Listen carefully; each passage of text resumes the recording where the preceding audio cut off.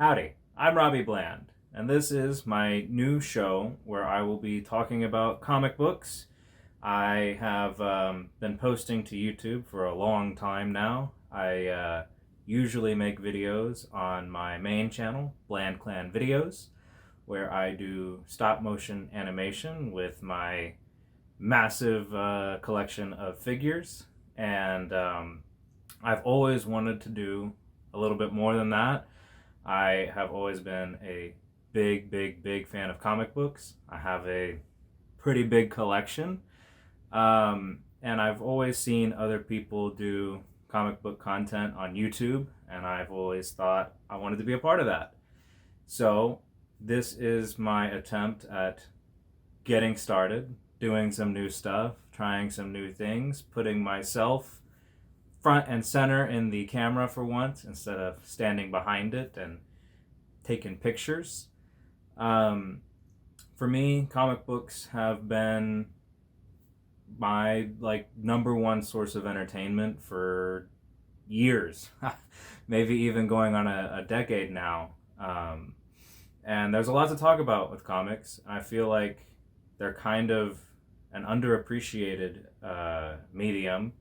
A lot of people watch movies, they watch TV, they play video games, but the comic book audience has always seemed very thin, very niche, very spread out, very hard to meet people who read comics. And so what I'm hoping is that by doing this show and by creating another avenue to talk about comics, hopefully I can spread the good word, get more people reading comics, get people reading comics they don't normally read, trying new things. And I think to just kind of get the wheels spinning on this channel, I want to do, for the time being, a weekly show, very low key, very simple, low maintenance. That way I'm not taking too much time away from my regular efforts at stop motion, but instead just taking a little bit of time every week to talk about some of the stuff I've been reading.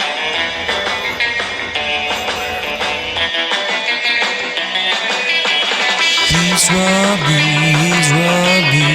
Robbie Bland. Yeah, the Crocs, the Venom pants, the Hulk smash shirt.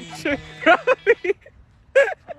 I buy comics every week. For those who don't know, comic books come out every Wednesday. It's New Comic Book Day. It's kind of like a pretty big deal for me. I haven't missed a New Comic Book Day in years. Maybe 3 or 4 years since I have completely skipped a week from buying comics. And for anyone who might be crunching the numbers, it is a bit of an expensive hobby to be involved in as regularly as I am.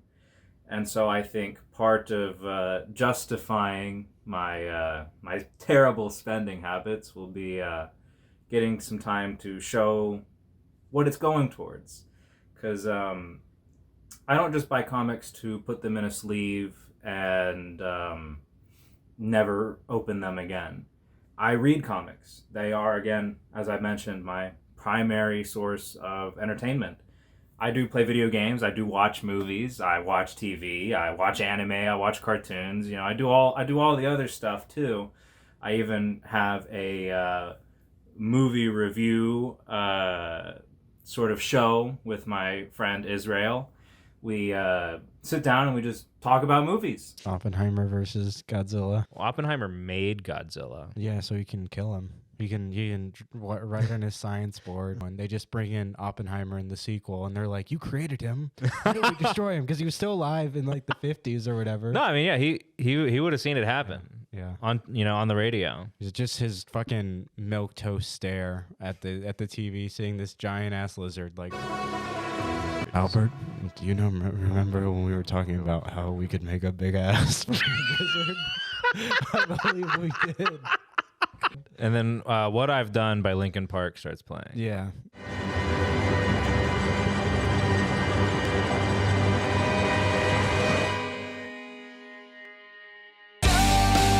And it's a lot of fun doing that. And in starting doing that with him, I've realized I kind of want to do more of that, but not just for movies, for my number one favorite thing, and that's comics.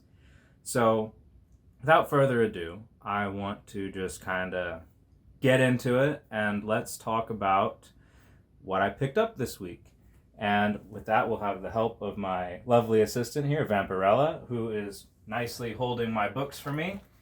And let's get into it.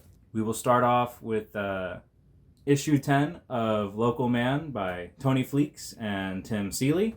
I have to admit, I'm a big fan of Tim Seeley. I own a lot of his comics. In fact, the only reason I bought this book was because his name was on it, and it's a name I trust. I've read his creator-owned works of Hackslash, Hexware, and even recently West of Sundown. I really love Tim Seeley's work, not just on original books, but also books that are from the big two, even other smaller companies. I liked his Bloodshot run, his Witchblade run, his Green Lanterns run, and so I am ashamed to admit this. I haven't actually started reading Local Man yet. In fact, I have all of the other issues and the first trade here on my shelf. I am meaning to get to it at some point or other, but to show my support for a creator I adore, I've been buying the issues as they come out ever since I heard how phenomenal the books are. I've been very eager to check them out. In fact, I'll probably start reading this week now that I have created this sort of accountability for myself. I have to get that off the shelf at some point and open it up. Local Man has been getting a lot of good reviews. Comic Tropes, a fellow comic book YouTuber, I can now say that, had given it high praise. It was in his top 10 of last year, and he is a reviewer I trust. In fact, he's the reason I ever even started reading Vampirella.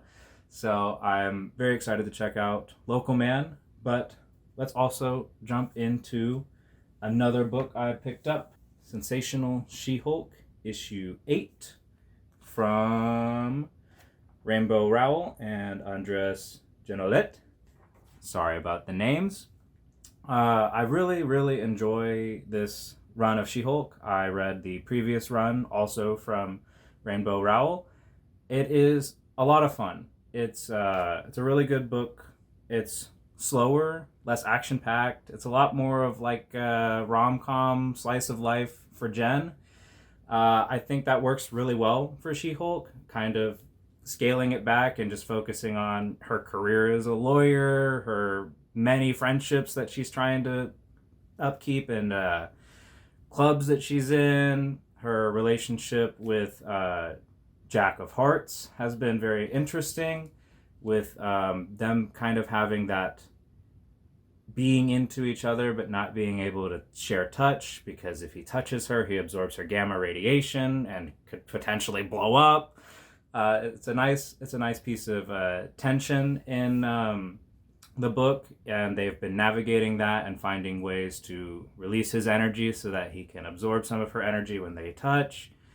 It's been a lot of fun, and they recently have been playing around with kind of love triangle-ish stuff. Not in that Jen or Jack of Hearts are into other people, but that other people are into them and kind of inserting themselves in the relationship and creating troubles. I really love this book. I am always excited when a new issue of She-Hulk is out.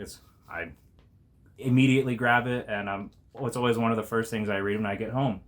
So very high praise for Sensational She-Hulk going on issue 8. I hope it goes on forever. I also picked up Superman issue 14 from Joshua Williamson with artists Rafa Sandoval and Miguel Mendonca. Superman has been a lot of fun. I don't read a lot of Superman. Kind of bad. I, for a long time, didn't even read a lot of DC, but I've been trying to kind of grow my horizons and my reading list out. And when I saw Superman was getting relaunched at a new #1, I was like, perfect time to hop on the Superman train. And 14 issues later, I'm still buying it. I'm having a good time. This is part of the House of Brainiac kind of event of the summer they've been doing, and I unfortunately have to concede I am 2 issues behind on Superman right now. But we'll be having Superman fighting Lobo, it looks like. That's always a good time. Superman, the Man of Steel versus the main man in the main event. Yeah, I'm excited to read it. I really have been enjoying the Superman run, and I think the only reason I have let it kind of fall to the wayside has just been focusing on getting through other books at the moment. But I'm very excited to dig into this whenever I kind of get through some other books. But I do really enjoy the current Superman run. It's been a lot of fun seeing Superman face the challenges in the book. The first arc was Superman fighting enemies from the past who weren't his enemies, but were actually Lex Luthor's enemies, and Superman was just kind of in their way. It was a lot of fun. I liked what they were doing a lot, and I'm very excited for this new event.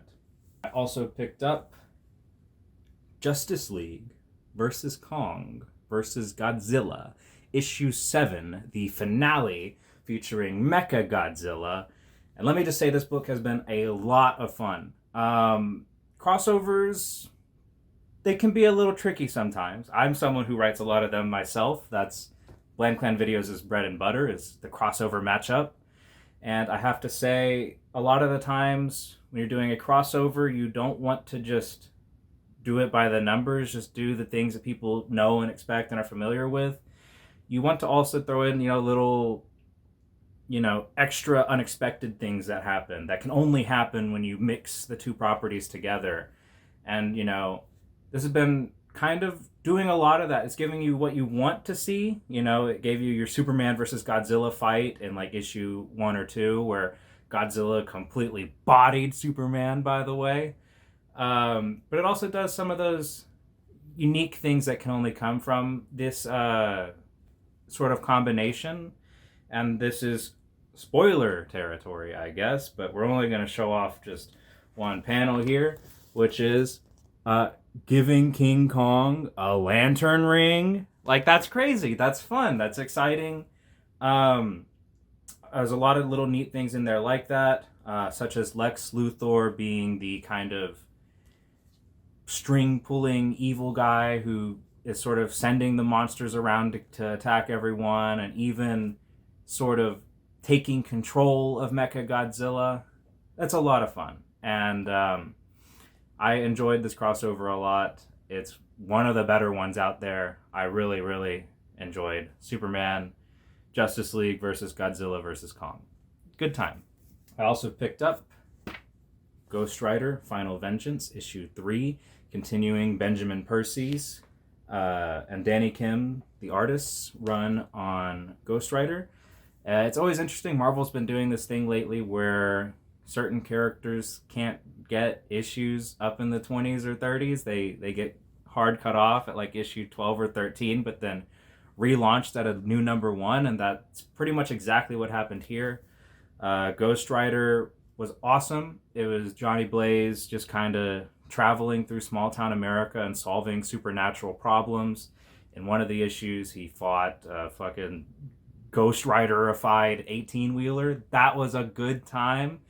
And so this is continuing that same kind of magic going on, only this time the kind of catch with Final Vengeance, having relaunched at number 1, was there is a new host to Ghost Rider, the sort of lesser known villain from Marvel Comics, the Hood. He is now the host of the Spirit of Vengeance, while Johnny Blaze is depowered and in hell. It's been a lot of fun seeing where they're taking that and how the Hood is adapting to this new circumstance, and how Johnny Blaze is trying to figure out his current circumstances himself. I'm enjoying it. The art is always really fun with these Ghost Rider books. The transformations are really good. It's a good read. If you like Ghost Rider, you'll like Final Vengeance. Simple as. Up next, we have the Immortal Thor, issue 11, from Al Ewing and from Valentina Pinti. Immortal Thor has been a lot of fun. I don't usually read Thor, I'll concede. I only really read Thor if Beta Ray Bill is on the cover and in the book, because I love Beta Ray Bill. He is one of my favorite Marvel characters. Thor, I like Thor. He's okay. But what really got me to commit was that title up at the top there, The Immortal. Al Ewing basically said, we are doing what we did with Immortal Hulk and telling this awesome, really high stakes, really groundbreaking story, but we're going to do it for Thor this time instead of Hulk. I loved Immortal Hulk. It was one of my favorite comics probably ever now that it's over, and I trust Al Ewing. I've really been enjoying what he's been doing with Thor, the adventures he's been thrust into. I like how it's a Thor book, but it's also a Loki book at the same time. That's always good to see. Loki is kind of the secondary protagonist for a lot of Thor stories, especially nowadays. And so if you love Thor or you love Loki, or you just kind of love the mythological stuff in the side of Marvel, it's good. It's a lot of fun. In this issue, they are sort of breaking away from kind of the story they've been telling with Thor fighting the pantheon of gods higher than the Asgardians, and instead kind of focusing on more of the family matters stuff. This time Thor has assembled all of his siblings, all of Odin's other children, to go on a quest to find Tyr, the Asgardian god of war, and some interesting developments have happened with him, and it's been fun. And Loki has been our kind of narration through most of these books, but this book does something Al Ewing has done a lot of, and kind of meta challenging the storytelling perspective, and introduces another character capable of taking over the narration and sort of challenging Loki's perspective over the story. And that's a lot of fun. I look forward to seeing where it goes. Immortal Thor, phenomenal. Highly recommend it. Up next, we have Catwoman, issue 65, from, I believe our names are in here, from Teenie Howard and Yvonne Shervin. I don't normally read Catwoman. I honestly bought it, this run, this series, 9 Lives, Catwoman 9 Lives, because David Nakayama took over cover duty, and I like his cover art. I follow him on Instagram, and I share him to my story a lot. If you like seeing cool comic art, you can follow me on Instagram. I'm always sharing cool stuff to the story, but I really like his work. I like his work. It's good. And so he started saying he was taking over cover duties for Catwoman, and that he would be drawing her in her sort of purple classic looking outfit, but with some modernized touches to it. I like Catwoman's purple outfit. I was like, okay, maybe I'll start picking up Catwoman. It sounds like some interesting things are happening. And then I read the kind of hook for the story, which is that Catwoman has literally been given 9 lives, like the cat has. And that was interesting, because it's like, okay, she has 9 lives. What's she going to do with them? And the premise is she's going to use those 9 lives to go on the most dangerous heists ever. The heists that she couldn't ever go on before, because if she went on them, she would die. But now she has 9 lives, so she has some to spare. And this series has been a lot of fun. It's been her going on this sort of crazy, groundbreaking, dangerous adventure and dying several times. Usually in very interesting ways, where you're like, oh yeah, I can see how putting a somewhat normal person like Catwoman in that situation would just kill her. One of the books had her going into Chernobyl, basically, a nuclear meltdown facility, and she's getting tumors the entire time as she's going through the hunt. And in this issue, it's not so much her going on another heist. She does do a little bit of heisting in here, but getting ready for the main event, the final act, where an antagonist has gathered up a bunch of other thieves and is using them to go after her, and she uncovers some more of the mystery on why she has these 9 lives, and the god that has given them to her, and what the expectations are. If you like Moon Knight, and you like that Egyptian god sort of lording over your hero and kind of manipulating them in some ways, it's got aspects of that in here. So yeah, if you like that kind of Egyptian god lording over your hero, it's a fun book. It's a fun book, especially since a lot like your kind of Moon Knight books, Selena is not super into the whole God lording over her thing, and is trying to do things kind of her own way, use her new abilities to get what she wants. And so it's a lot of fun. I like that in the entirety of the series so far, Batman hasn't shown up. I think it's a little frustrating when you get your solo outing and you're still tied to the world and characters of the other book. And so it's been a lot of fun. I've enjoyed Selena's solo adventure here, and I'm having a good time with 9 Lives. I don't know if I'll keep reading after this arc is over, but we'll see what happens. Oh boy. Up next, Bloodshot Unleashed, issue number 3, from Mauro Mantella and Rodrigo Rocha, with Ezequiel Fernandez-Roel. I love Bloodshot. One of my favorite comic book characters, period. One of my favorite comics ever, period. The run from Jeff Lemire was phenomenal. Bloodshot Reborn and Salvation and USA and all the good stuff that came out of Bloodshot. I mentioned I enjoyed Tim Seeley's run on the character earlier. I love Bloodshot. He was kind of my introduction to the wider world of comics outside of Marvel and DC. I discovered him a few years ago, kind of when Valiant was doing some really crazy stuff, putting out a bunch of comics, and Bloodshot was one of their premier titles. Reborn was really good. Since then, the title has kind of fluctuated in terms of quality and in terms of my own enjoyment of it. Then they announced Unleashed was coming out, and I was like, okay, this looks good. It looks good. The premise was kind of a premise that's been winning in a lot of comics lately, especially with what I read, where you take your hero and you put him in these kind of small town situations with supernatural or kind of just unknown problem for the hero to solve. It's worked really well with the Fantastic Four ongoing at the moment, the Ghost Rider ongoing, and now the Bloodshot one, where it was Ray is sent out to these missions with these defective, rejected, escapee experiments that are all kind of weapons. They've been turned into weapons like he has, and he has to stop them before they can do any more damage. Sometimes things don't always go as planned, and he has to make difficult decisions because these weapons are kind of victims of illegal, awful government experimentation.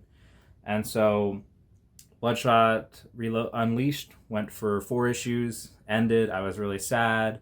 And then they said, hey, we're going to come back. We have Bloodshot Unleashed Reloaded, which is going to be another 4-issue series. This is issue 3. In it, something really fun happened. Bloodshot kind of fights a character who you could argue is kind of Hulk-like, and that he's this big, powerful monster. In the beginning of the issue, they're talking about how he's jumping around, and he's jumping miles at a time. I was getting excited. Hulk is my favorite character. I love Hulk. Always loved Hulk. And so getting to kind of see Bloodshot fight sort of an like analog version of the Hulk, a technological based one where he's bulletproof and super, super strong. I was having a good time. The art is really good. The writing improved between issues, which I love to see. We even had this really cool moment here where Bloodshot sort of does his own little chainsaw man. He starts swinging some chainsaws around, and that was really cool. That was really cool to see that. They gave Bloodshot this kind of access to a new power he's never had before, where he now has access to this kind of alternate sub-dimension where he has infinite weapons and infinite ammo, and that's exciting to see. It might be a little bit much. We'll see if he keeps that power or not. But I really, really enjoyed that. I have to take a break.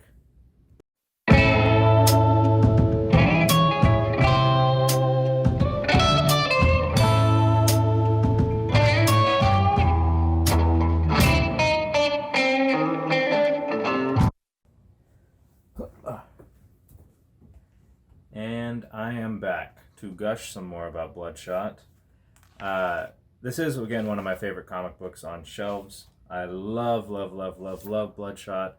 Something that's been missing from the books for a while has been his supporting cast, the family that was established during the Bloodshot, Reborn, and Salvation arcs. And my favorite thing about this new Bloodshot run has been that they brought back his family. It's really nice seeing him and his wife, or I don't know if they ever got married, maybe it happened off panel, but his girlfriend Magic, their daughter Jessie, and Bloodhound. I really love the characters. I'm happy that they're all kind of coming back together. I think Bloodshot's in a really unique place right now, and I'm very happy to see it. You gotta love it when the gang's all together. And so, big fan of Bloodshot. I highly recommend it to anyone who's ever interested in reading comics outside of the big two. In addition to that, I also picked up Grimm, issue 17, from Stephanie Phillips and illustrated by Flaviano. No first name in the credit there. Grimm is unique. I picked it up just kind of on a whim. The art looked good. My comic shop was really kind of pushing it for a while there. They had it on, all the recommended for new readers books, and I was like, fuck it, I'll check it out. And it's a lot of fun. It's kind of your story about life and death, Grim Reapers. The main character is a Grim Reaper among a bunch of other Grim Reapers in a little society that's kind of shepherding people into the next life. But things go wrong. There's chosen one prophecy involved. There is the literal embodiments of life and death as characters. It's a lot of fun. I think the supporting cast in Grimm is really strong, and I enjoy reading this book a lot. This issue focused on kind of developing one of the side characters, Eddie. He's a rock star. He's super cool. He's been through a lot, and it was nice getting to kind of see what it was like when he was alive and get to catch up with the characters where they're at right now in the story in this apocalypse world that's currently happening. I really recommend Grimm. It's a lot of fun. I love this book a lot. Back to our big two, I picked up Blood Hunt issue 2, the Scarlet Witch Peach Momoko variant. I really like it. Written by Jed MacKay with artist Pepe Larraz. I am a big Jed MacKay fan, it turns out. I love his work on Moon Knight. It's been phenomenal. Moon Knight was in an interesting place for a while in Marvel, and Jed MacKay seemed to really get him back on his feet, and I've been having a blast with it. And Blood Hunt is kind of tying into his Moon Knight book, but also his Doctor Strange book. It's the Marvel event of the summer. Vampires take over the world. It's a lot of fun. The villain is really interesting. For those who don't know, it's a bit of a twist villain, you can say. Blade, the vampire hunter, the Daywalker. He is behind this, apparently. In issue 1, he kills Doctor Strange and leads the Avengers into a trap, and he seems to be the one pulling all the strings here. Though, I don't know how much truth there is going to be in Blade being the actual villain of Blood Hunt. I have a suspicion that he is under mind control of some kind, or is an imposter. Someone has taken the form of Blade the Daywalker, and he's being held somewhere, and he'll be the key to unraveling everything. Something's going on. I don't know if I buy Blade going, Breaking Bad like that and switching teams on everyone. But it's interesting because among the kind of sub arcs in this, you have Dracula, Marvel's Dracula, teaming up with Blade's daughter, Bloodline. You have Moon Knight's supporting cast showing up and playing a big role because the Avengers are knocked out. Doctor Strange is stuck in his astral form and has to face off against the evil vampire version of himself. It's a lot of fun. I'm really enjoying Blood Hunt. I'm going to probably be collecting a lot of the tie-ins. I'm for sure going to continue reading the Doctor Strange and Moon Knight runs, also written by Jed MacKay. It's a good time. I recommend Blood Hunt if you're looking for a good time. I also picked up Wonder Woman, issue 9, from Tom King and Daniel Sampere. Good book. I've been enjoying Wonder Woman. It's nice to see a Wonder Woman book that doesn't have a super extensive supporting cast. I feel like a lot of Wonder Woman runs in the past, they have these grand ensemble casts, and you don't get to really focus on Diana so much. But if this run has been doing anything, it has been putting Diana front and center and focusing on her and her internal struggles and her wants and the conflict of her duty as peacekeeper on Earth and her duty as princess of Themyscira. It's been a lot of fun. This issue was one of those kind of, you could say, like breather issues where the plot isn't moving forward, but it also is just a little bit slowly and kind of behind the scenes. This issue is Diana trapped in a prison created by the new arch enemy made for her in this run, and she is trying to mentally outlast the prison she's in. She's isolated in the dark, doesn't know how many days have been passed, and is kind of monologuing to herself and an imagined Steve Trevor talking about their history, what they mean to each other. It's a fun book. I really like the art. I think even if you're not a big fan of the story or direction, like, goddamn, that is some breathtaking art there. The backup story with Trinity set in the future, Wonder Woman's seeming daughter hanging out with the Super Sons, Damian Wayne as Batman and John Kent as Superman. It's fun. It's fun little gags that they do. I always get a little chuckle out of it. I love the current Wonder Woman book. I love it so much I also picked up the variant cover from Stjepan Sejic. I don't know if I said that correctly, but I love this cover here. It's really dynamic. Shows off how strong Wonder Woman is. It's a good cover. I also was just wandering around the store and picked up this back issue for the variant. This is Scarlet Witch issue 10. It's a Moon Knight homage. That is Scarlet Witch playing the role of Stained Glass Scarlet. Beautiful. I love the illustration. I bought this just for the art. I already own a copy of issue 10 of Scarlet Witch. That came out several months ago, but yeah, I just saw this on the shelf and thought, ooh, that looks really cool. I like the art. I like Stained Glass Scarlet. I like the pun of putting Scarlet Witch in there. It's a good cover. I also picked up a back issue that they just had on display there. Marvel Tales featuring Spider-Man, guest starring Tigra, issue 203. This is actually a reprint of a Marvel team-up issue, which I didn't realize when I bought it. I guess that's what a lot of these Marvel Tales are, is they're reprints.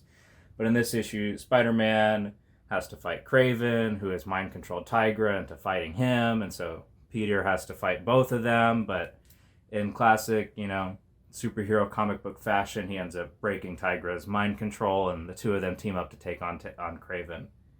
It was a good read. I enjoyed it. Jed MacKay has incorporated Tigra into Moon Knight's supporting cast, and I'd never read much Tigra before that, except for her appearances in West Coast Avengers, where she was also a supporting character to Moon Knight as a love interest, and I enjoyed their dynamic in West Coast, so when she was brought back in the current Moon Knight run, I was intrigued. I was interested in where it was going, and I think I've become a Tigra fan. I love reading her in Moon Knight, and so I picked this up just to kind of get some back issue familiarity. Someday I'll pull this off of the shelf. I picked up the trade that collects a bunch of Tigra's earliest appearances, including her origin. I didn't pick this up recently. I've had it on my shelf for maybe a month or two now. I'm going to dig into this very soon for sure. In fact, I believe it reprints that Kraven and Spider-Man story in here somewhere. Maybe not. I don't know. I'll figure it out when I read it. I also picked up some extra books bit smaller, more non-typical comic book size, some non-floppies here, some manga-sized books. And we'll start with Batman Wayne Family Adventures, Volume 4 from CRC Payne and Starbite. It's a webtoon. You can read it, I think, for free online. I have never sought it out digitally, but I saw people posting a lot of these little Wayne Family Adventure mini comics to Twitter, Instagram, and wherever, and I thought they were cute. I thought they were funny. I like the low stakes, just kind of family oriented. Here's a little sitcom-esque drama featuring the massive Bat Family supporting cast, and I finally bought the first volume, the second volume, the third volume as they came out, and so the fourth volume appeared on shelves today. I didn't know it was coming out, and I'm excited to read some extra little cute adventures with the Bat Family.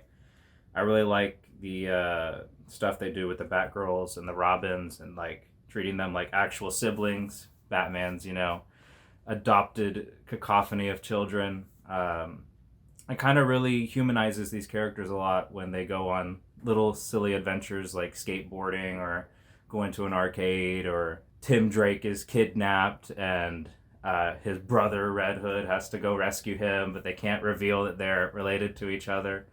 It's cute. I like the Wayne Family Adventures, and I'm gonna keep buying them as long as they keep coming out in print. And to round out our inaugural show today, a book I really enjoy is Dog Ningen, Volume 5 from DH Animations and art by Serbian Hero. You read the title and you think this is going to be absurd, it's going to be edgy, it's going to be potentially offensive, and then you open the book and it's supposed to be read like a manga, so you don't read it from the front, you read it from the back.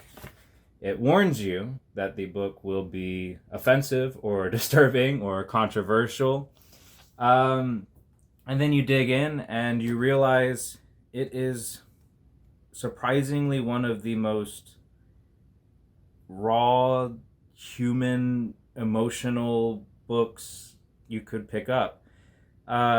This book definitely started as kind of a joke. What if I made a book called Dog Ningen, except I'm using, potentially volatile language, and its main character Rex, the Dog Ningen in question, his opening lines are, I'm gonna, rape my dad, I'm gonna bite your dick, and it's just this silly, edgy parody of manga tropes and comic book tropes.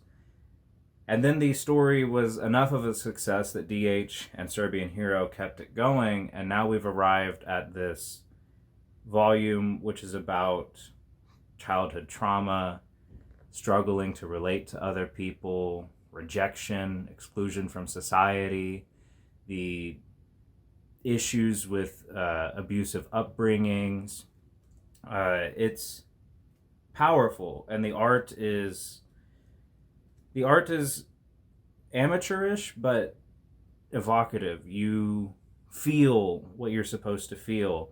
There's a scene where the police officer character Yukuo goes into kind of his backstory, where he had to shoot a person who was in a dangerous mental state where they were seeking to be suicided by police. And it's sad because it seems like that was the only thing Yukuo could have done to protect people, to protect himself. He's being charged with a knife. He fears for his life. It's a bit bold to go after some of these very dark,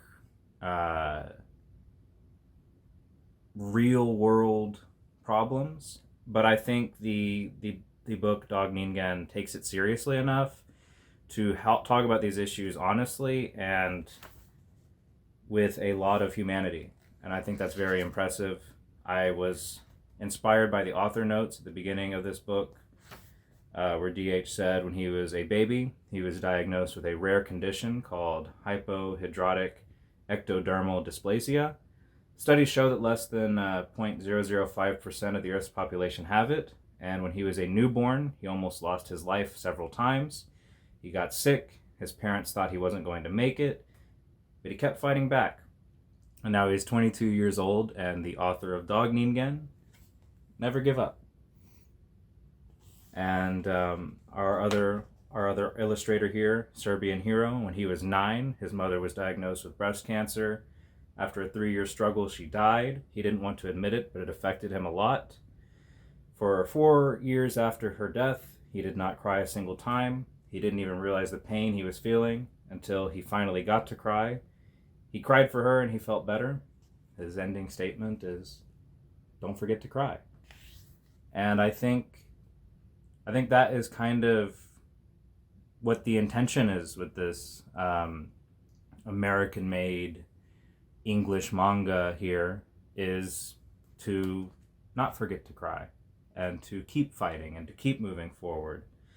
It has this really emotional chapter where Rex, the Dog Ningen, the child who is half dog, half man, wants to relate to other children by playing ball, but they reject him and they laugh at him, and it's very painful for him to be put in this position where other children don't respect him and don't like him and they tease him and they hurt him, ultimately ending with him going home to his awful father, where his father hurts him very badly, and it's emotional. I think there's a lot of love that goes into this volume and this series, and even though it is on volume 5 in print, there is a lot more to read in the webcomic version. I have not caught up on the digital comic just yet. I usually prefer to read my stuff in print. I feel like I can connect to it better when it's in my hand and I can move through the pages, but after this most recent arc here, establishing these characters' backstories more, I feel like I have to go read the digital stuff and get caught up, because I just can't get enough. I can't get enough of Dog Ningen. It's very good. This volume also was interesting in that it walked back some of the more edgy and provocative things that volume 1 did, having Rex explain that some of the more absurd things he said, like how he was going to rape his father, weren't actual statements of intent, but statements that he was making to scare people away from him, to isolate himself. And as I mentioned, I am a big Hulk fan. There is something very special about a character who says, "I just want to be left alone." I don't know. I think I really like Rex, and I keep joking that Dog Ningen is like if Chainsaw Man was good, and obviously I do think Chainsaw Man is good, but I also think Dog Ningen is very good, and it deserves a lot more eyes on it.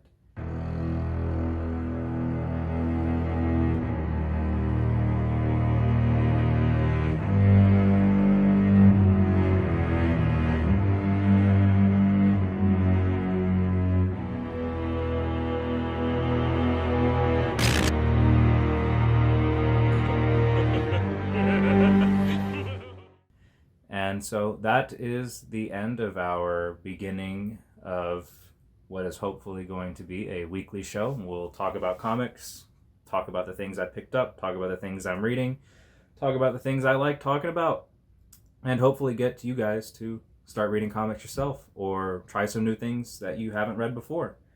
I would say my favorite pick of this week was absolutely Dog Ningen Volume 5. I was super excited when I saw that they were finally putting out Volume 5 in print. I had been demanding it on DH Animation's comment section for a while.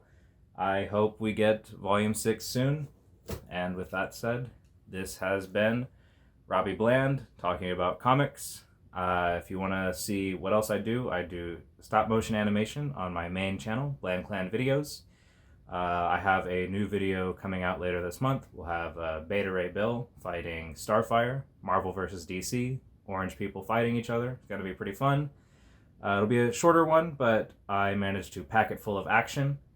And I also do a movie review talk show with my friend Israel.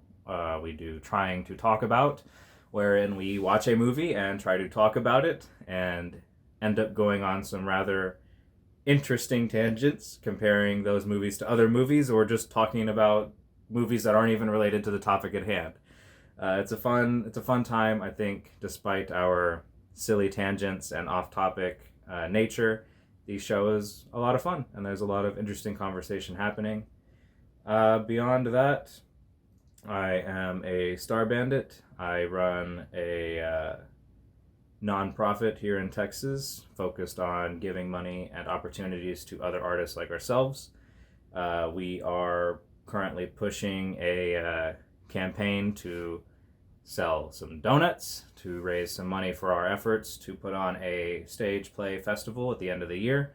We did one last year. We want to do another one this year. It's going to be big. It's going to be fun. It's going to be exciting. I'll be writing a show for it, hopefully getting to direct again. So concludes our trial.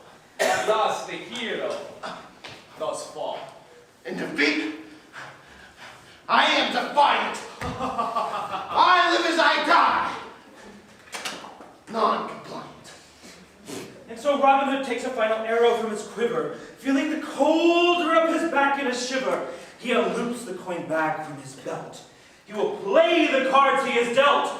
Dracula hisses and chases as Robin Hood braces, but all is in vain as Dracula's fangs soon tear into his veins. Special shout out as well to my best friend Caleb King, who is currently trying to kickstart his own comic, which I hope to someday talk about on this channel. Swallowed Still, the Kickstarter link will be in the description, and here's some nice little visual stills. It is good. It's emotional. It's a very human-driven story about one person's attempt at fatherhood, being blinded by what you could call toxic masculinity or a forced perspective on what masculinity is supposed to look like that ultimately lets down not just himself, but the next generation and how he attempts to recover from that. It's a very good story. I have watched this comic grow from a script that he wrote that I helped review into a very beautiful comic with some amazing art, and I am super excited to be able to hold it in my hand someday. So be sure to check out some of the other stuff I'm doing, some of the other stuff my friends are doing, and I will see you next week. Adios.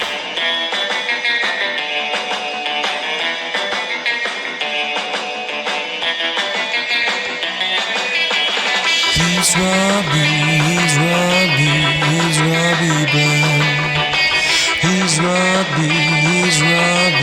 He's Robbie Bland. Mr. All That in the Sheets, Captain America on the street. He's Robbie Bland.